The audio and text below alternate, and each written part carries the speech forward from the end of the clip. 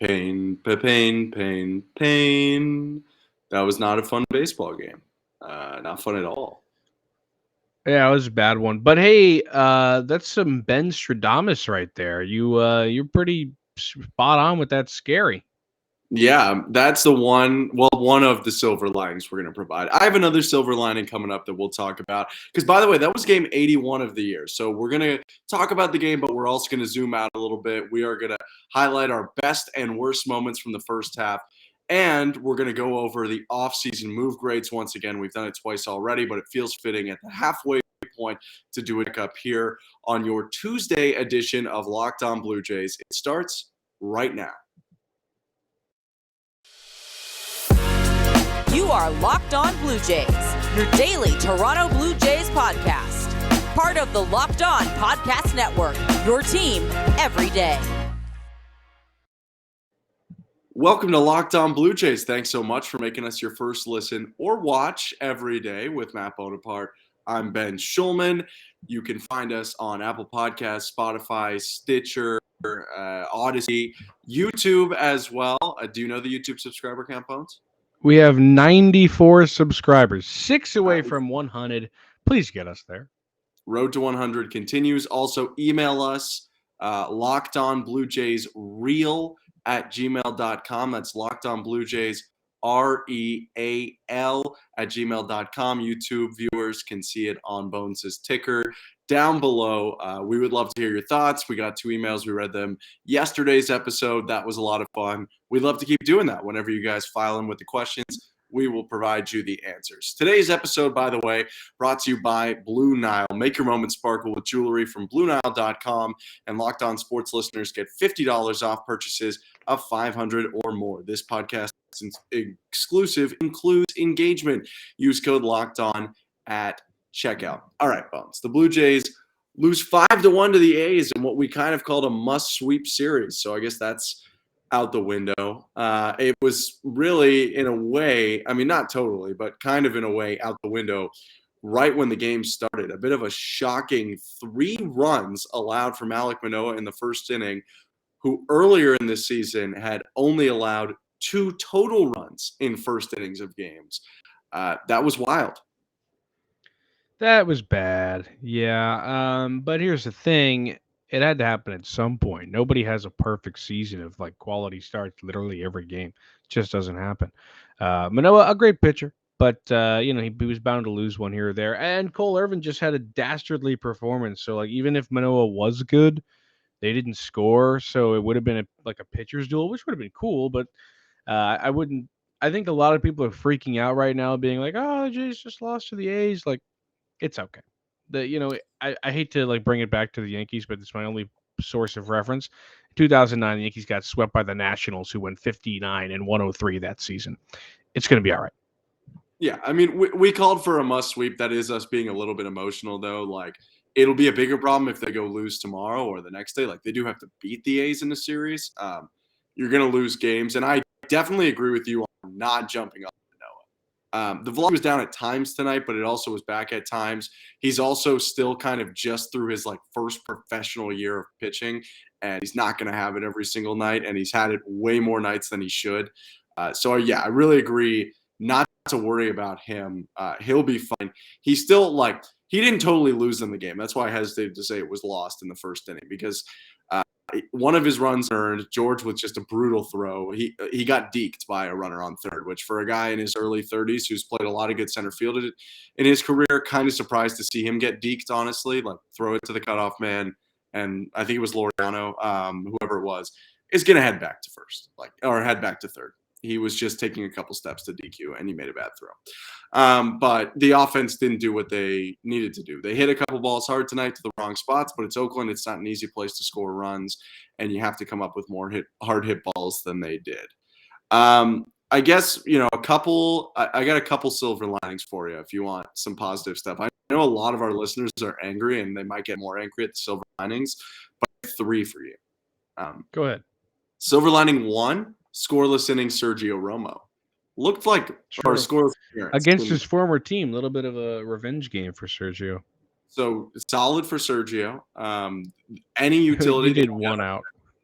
Yeah, he got one out, but I don't care. He looked good. A much better silver lining. They kind of escalate in Maverick. Much better silver lining. Scoreless inning for Anthony Bonda. He gave up a hit, but that happens, and Kirk threw the guy out, and you're going to get help from your catcher, and he looked pretty solid. So it's someone they can use. I know some people were a little bit angry about Matt Gage getting sent down because he's pitched well. It's simply a fact of Matt Gage having options, and it's complicated rules, but if Matt Gage has options and certain other people don't have options, you're going to send him down so you don't have to put someone on waivers.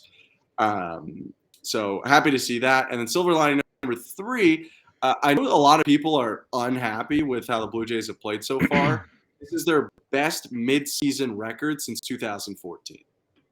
Ooh, good stat from you. Yeah. So it was better than 2015 is what you're saying. Better than 2015. 2015, they were a fairly average team, and then they swung all those big deals in Alex Anthopoulos fashion. Finally got it to work last year with the Braves, Alex. Good for you. And I believe they went on a 41-17 stretch in the final. What would that be? 58 games, something like that. So, yeah, they didn't get totally amazing until Donaldson hit his stride and Tulo was brought in, and David Price went 9-1, I want to say, down the stretch with the Blue Jays in the second half of the year. And also shout out to LaTroy Hawkins and Mark Lowe. Those were some big additions too. So in 2016, they were also a fairly average team midway through the year. Funny thing about 2014 is they didn't make the playoffs that year. 83 wins. Last year, they won 91 games, but they were just around 500 at the midway point. So as much as it feels like, oh my gosh, so much is going wrong for the Blue Jays this year, so much of the season story is yet to be written. And I don't want people, like you said, to get too freaked out that things aren't totally clicking right now. Not everyone can be what the Yankees and Astros are this year. There are, even the Dodgers have had their runs at bad play. Like there are 28 other teams trying to figure it out still. And like, if you were taught anything by last year's playoffs, like it's not entirely dependent on your regular season going in. It's just about being hot at the right time. The Braves were probably the least counted on team last season going into the playoffs. I remember a lot of people writing them off against the Brewers when they played that series. So it doesn't matter what your record is going into the playoffs. I mean, the 2001 Mariners proved that as well. So whoever makes it, and at that point, everybody's 0-0. Yeah, I believe the Braves had the worst record of anyone in the playoffs last year. It's just about getting in the dance. That's what baseball's about. It's not like the football playoffs, or it's not like the NBA.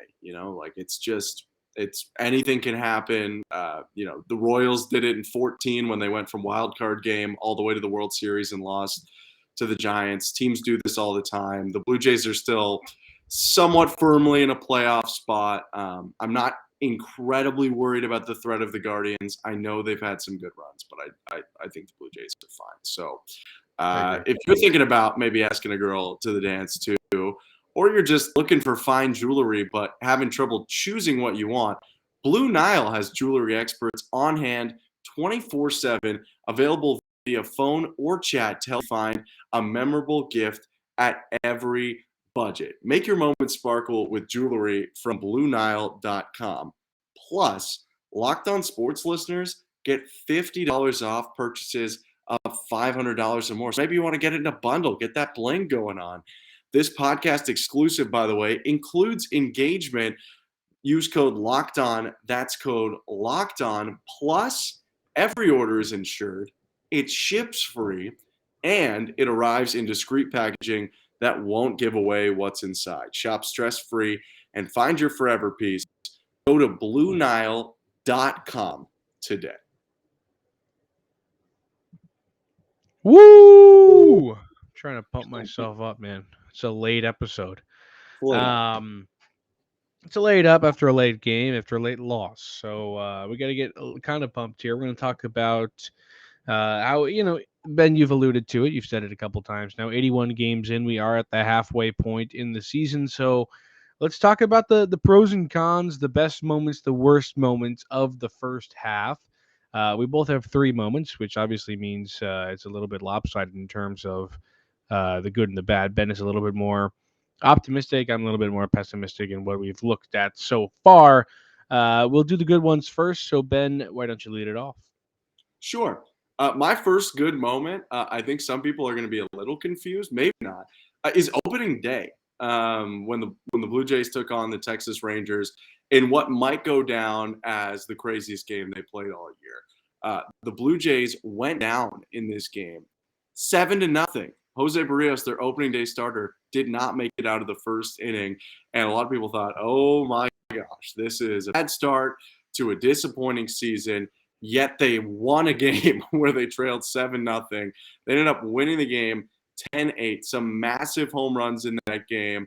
Teoscar Hernandez hit his first homer of the season.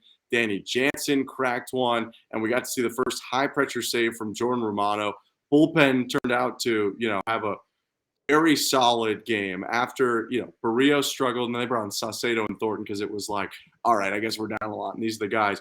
Then they went 5 innings of one-run ball between Stripling, Merriweather, Simber, Garcia, and Romano. It was, I know there's been lots of changes, but it's kind of encapsulated the Blue Jays season this year, where it's like you don't necessarily know what the pitching is going to do on a daily basis, but you also can never really count out the bats, except for, this loss against Oakland, because the Blue Jays bats can really do anything they want on any day when they're right. So that one was kind of a great introduction back to baseball, introduction back to what's been the best offense in baseball since the start of June.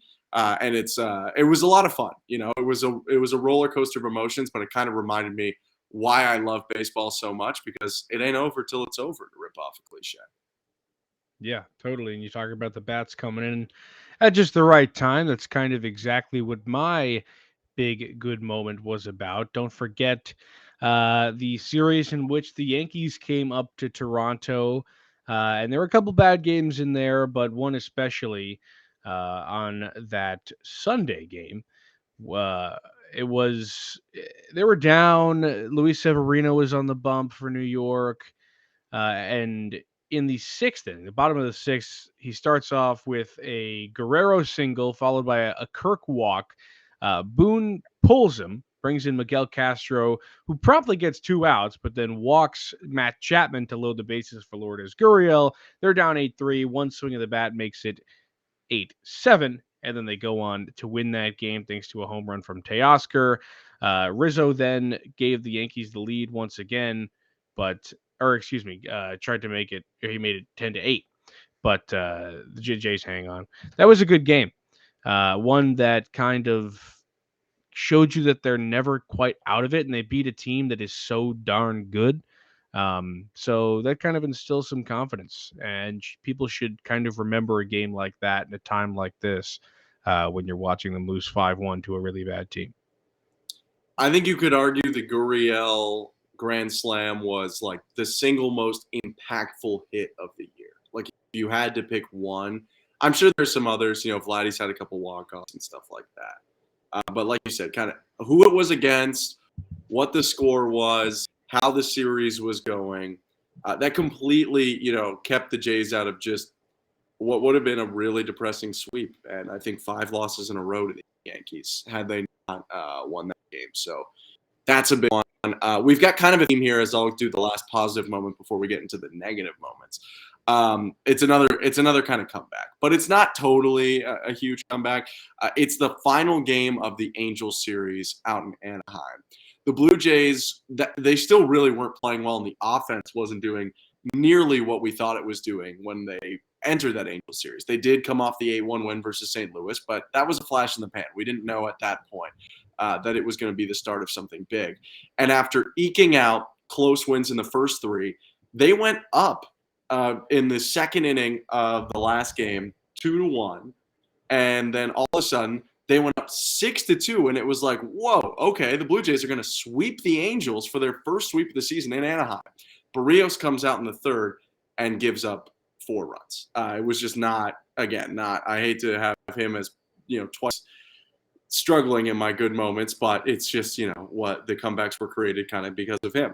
And then the Blue Jays at one point go down all the way to 9-6. The Angels had scored 7 consecutive runs. Shohei Ohtani had 2 homers. Mike Trout was going nuts. And it really felt like this game's lost, and good they won the series, but they blew what could have been a win, and they're going to go home with really nothing to show for this final game. They also had an incredibly taxed bullpen in that game, and had to go listen to the arms that they used at one point. They went Barrios to Barucki, no longer a Blue Jay, to Stripling, no longer a reliever, to Vasquez, no longer on the roster, I believe. And still managed to tread water until they finally started to get it going again in the 7th inning with 3 runs. And that then they could start to hand it over to guys like Garcia and Simber. Max Stassi hits a home run to give the Angels the lead. Bo Bichette hits a home run to give the Blue Jays a tie. They take the lead in the top of the 8th inning. And who do they go to if not for David Phelps, who I believe had not picked up a 3-out save since 2017. And he pitches a scoreless 9th inning to get the Blue Jays a win, their first sweep of the year, and it's part of what would turn out to be an 8-game win streak, if I have the count correct. So that game was just, it was crazy. It was over 4 hours. I was late for a 9 o'clock dinner reservation for a 4 o'clock start. It was wild, but I enjoyed it. Yeah, that game was so long. I never thought it was going to end. All right, we go from the good to the bad now, Ben. So put your sad face on. I've got 2 bad ones. You've got 1 bad one because you're hunky dory. I'm going to start with the Judge home run that Romano gave up, just because kind of on brand for me. The thing I remember about that game and that at bat especially is he wouldn't throw a fastball. It was really weird. He just was content. He was so content on just throwing sliders in the dirt and trying to throw sliders for a strike. And he wouldn't throw. The guy's a 2-pitch pitcher. Either you're getting a fastball or a slider. And then he just hung one, and Judge took him 600 feet to left. That was pretty bad. That was a bad moment for a guy who's supposed to be one of the best closers in the league. But, you can't define him on one swing. Yeah, that was, what I will say, from an outsider perspective, that was an objectively great baseball game. Swings back and forth, just a lot of fun. There was did Jimmy Garcia hit him on purpose thing that got him thrown out of the game. And yeah, that was also, I remember thinking, I was watching that game with one of my roommates who was also a Yankees fan. We were back at school. And this was when Jose Trevino was not the Jose Trevino we know and love today. That's my guy. No slander on Jose. I know and like him. But he was hitting 180 at that point, and Romano was doing that slider stuff and walked him. And I turned to my friend and I was like, okay, cool. So Aaron Judge is going to hit a walk-off. Because you can't walk an 8 or 9 hitter hitting below 200 and expect Aaron Judge to not make you pay. So, yeah, that was a bummer. That easily could have been a Blue Jays win. We went on and talked a lot about Romano throwing a ton of sliders, and just we weren't happy with it. I'll get down to my bad moment. This is the only one that doesn't really matter about the specific game, if I'm going to be honest. It's more just a stretch. I go back to Friday, May 13th. The Blue Jays lose to the Rays 5-2 to open up a series in St. Petersburg, and that marked 5 losses in a row for the Blue Jays, this was 2 days after your moment, which is the longest losing streak they've had all year, no longer than 3, which is, I believe, what they're riding right now. But that was coming off losing a series at Cleveland when it really didn't look like the Guardians were nearly as good as we know they are now.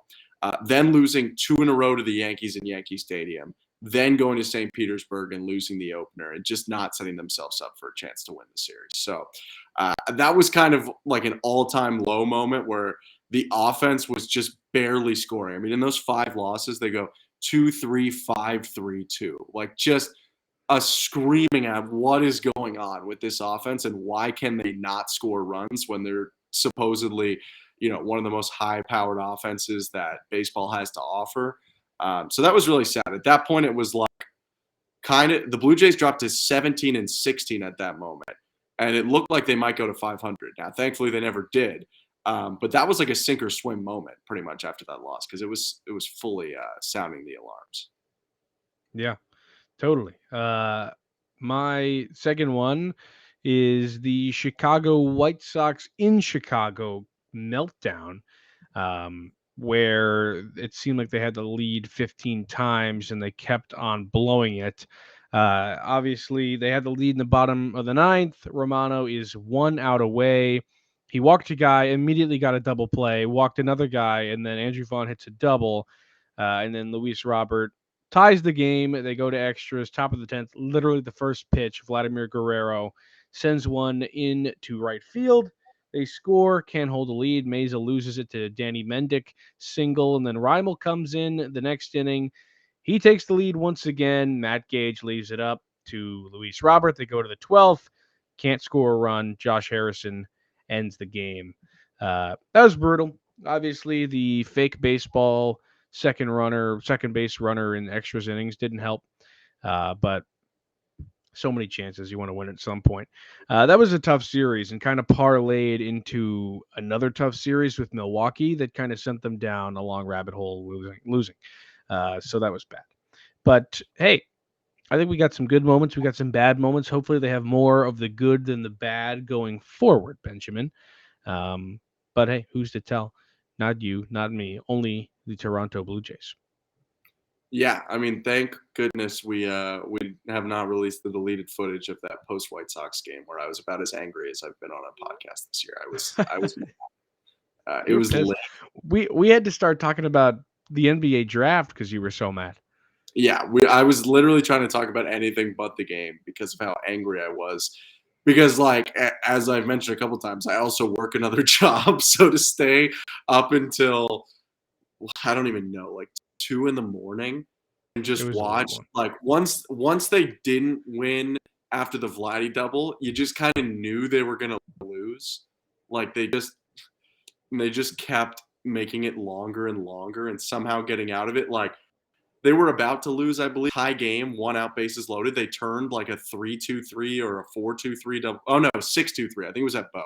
A 6-2-3 double play, and it was like, okay, they're back, and then they didn't score in the top half. Like they just kept doing angry stuff. So it was brutal. Yeah, but good and bad moments, and a good record for the Blue Jays. Yes, 8-5.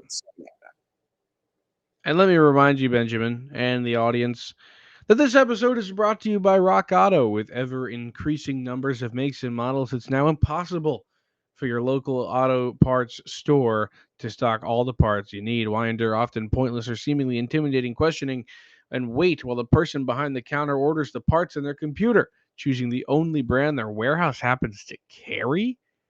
You have the computers at your home and in your pocket with access to RockAuto.com. Again, at home. In your pocket, man, woman, figure it out. Save time, save money. Use Rock Auto. It's a family business, all right? We're serving do-it-yourselfers for over 20 years at Rock Auto. Their prices are reliably low for everybody out there. Go to rockauto.com right now and see all the parts available for your car or truck. Right, locked on in there. How did you hear about us box? So they know we sent you. Amazing selection, reliably low prices, all the parts your car will ever need. rockauto.com. Yeah, come on, man, woman.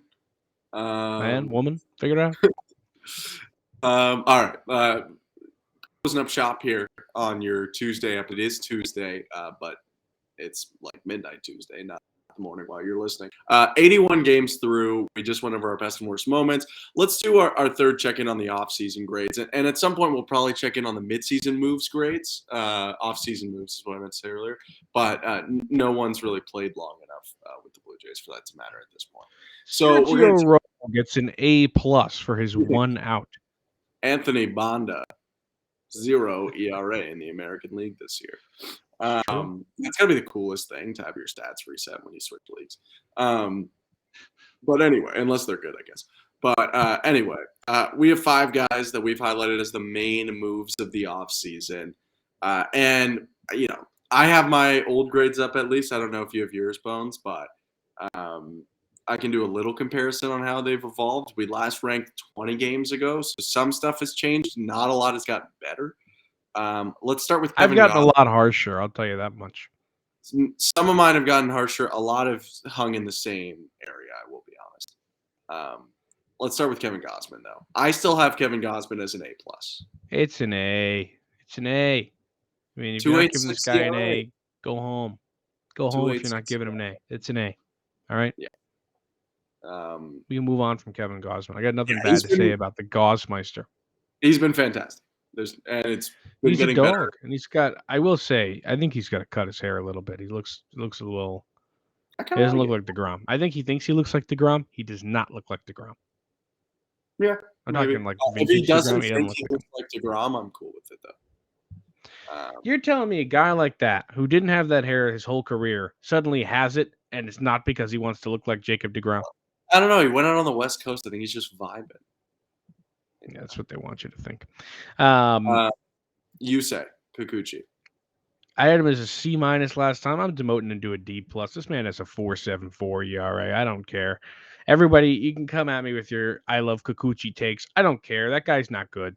He had one good start, and everyone's like, he's good now. Yeah, wait next time. He's going to walk 17 guys, give up 26 hits, and you're going to be losing 8-0 by the third inning. All right? I don't want to hear it. I did the exact same thing you did. I had him as C+ or C- last time. He's a D+ now.